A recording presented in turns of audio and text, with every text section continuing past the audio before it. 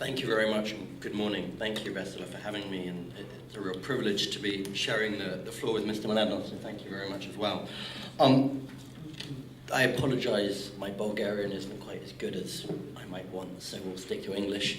The question that it's been, my talk has been framed about has been the role of military action in fighting IS, and particularly the role that Europe should play in that military fight.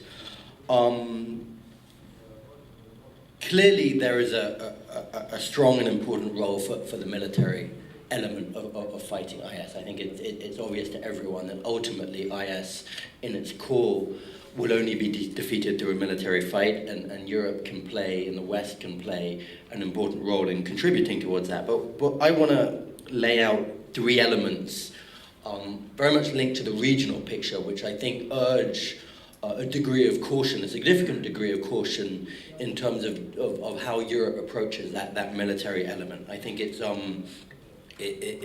easy, and one is prone to quickly jump to the military dimension without appreciating some of the undertones lying behind the rise of IS, which suggests that it could ultimately have some unproductive nature if we're not careful. So I just want to make 3 points related to IS and where it's coming from, and how military action could affect it. The first is to recognize that IS is really only the symptom of the problem. IS is not the core problem itself.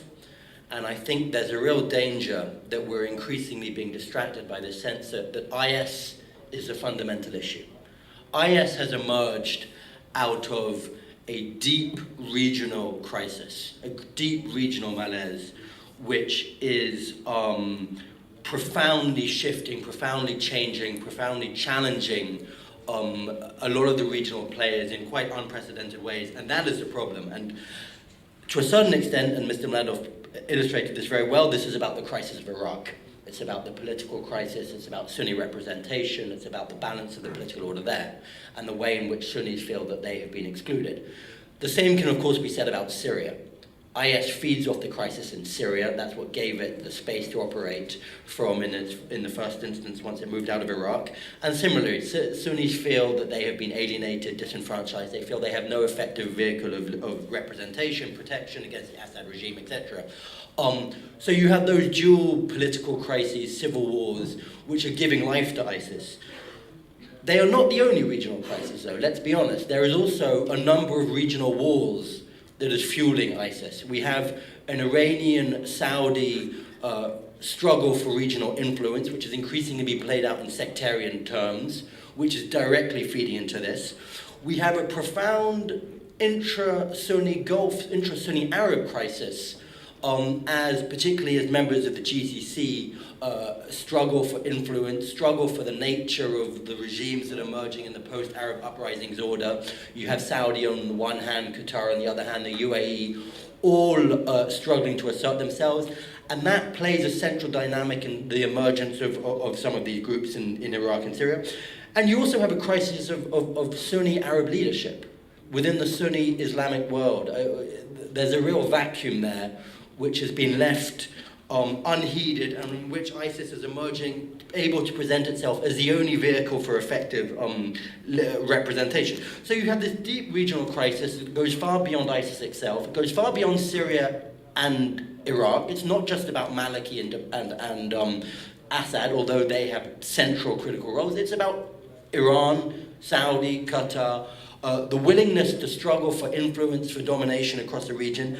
And ISIS has exploited that masterfully, it has to be said. I mean, they have positioned themselves both to exploit the ambitions of these regional players, but also to present themselves as the only vehicle of effective representation for a Sunni population that feels abandoned by everyone. And so as we think about military action, as we think about the fight against ISIS, there's a real danger if we just think this is a counter-terrorism issue, if we think that this is about fighting against them militarily, we miss the core issue, which is how do you address those core fundamental political dynamics that are laying the groundwork for ISIS. And we've seen in Iraq, it was referred to just now, some of the steps towards politics, towards some kind of inclusivity. But my fear is that politics have really been left behind. I think at the outset of this crisis, there was a recognition you need a national unity government in Iraq, you need a change from monarchy, you need a dramatic shift.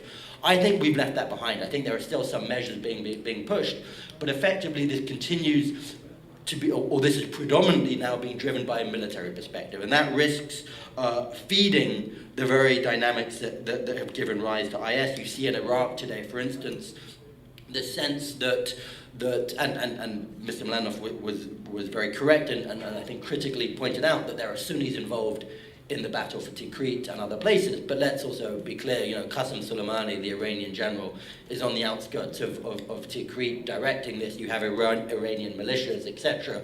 This is being perceived in a lot of areas as a Shia Iranian attack on Sunnis, backed by the Western military forces from the air, not in Tikrit, but elsewhere.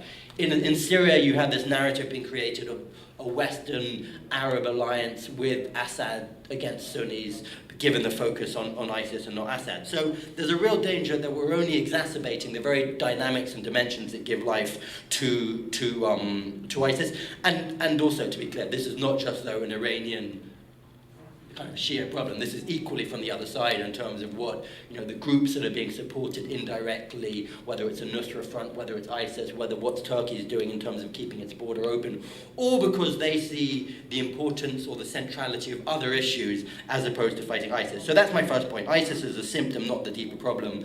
The centrality, the importance of focusing on that. The second problem related to that, I think, is that Europe and the West effectively has no real partners in this fight, in the region. Europe and the West has a number of tactical partners. So we see in the fight for Tikrit, for instance, that there is a common alliance with the Iranians to push back against IS. We see in Syria that there is some shared tactical alliance with some of the Sunni Arab Gulf states to support groups that are not linked to ISIS. But in the strategic sense, we don't have real partners. Because even as we ally with the Iranians in Iraq, the Iranians continue to push policies that are feeding the very problem itself. Even as we ally with Arab Gulf states in Syria and elsewhere, those states continue to push policies that are feeding the ISIS problem elsewhere. So I think there's a real issue that as the West thinks about responding to this militarily, as it makes alliances with these states in the region, it's effectively being exploited. These different states feel that they can use the Western military intervention for their own purposes. So for the Gulf states and for Turkey, there's a real sense that, well, we've got the West involved fighting IS, Daesh in Syria, now we'll just push a bit more and they'll have to fight Assad. ISIS is not really the problem, it's about Assad. So let's squeeze them, let's push them, let's give some symbolic contribution in the hope of using them for their bigger purpose. In the case of Iran, they view this as a means of legitimizing their narrative that the opposition to both Baghdad and Damascus is of a terrorist nature, that you have to support the incumbent regimes. Let's keep pushing along this track, and then the West will have no choice but to come in behind the Iranians and their partners in the region. So I think there's a real danger that as the West, as the Europeans look towards bringing military action to the table in the region, they are falling into the trap of being used as tools of the ambitions of regional players who all have culpability in this crisis, who all are using this crisis for the furthering of their own ambitions. And that links back to this first point, that this is a regional war. This is a series of regional wars, and the ISIS problem is not the biggest issue for most of these players. There are bigger issues, there are bigger wars being fought, and if the West can be involved as part of those wars, furthering their ambitions, I think they will quite happily be exploited for that purpose. The third point, having said that IS is a symptom of the problem, having said that the West risks being exploited, it's undeniable that the Islamic State, that Daesh, could nonetheless be a common threat to all the regional players.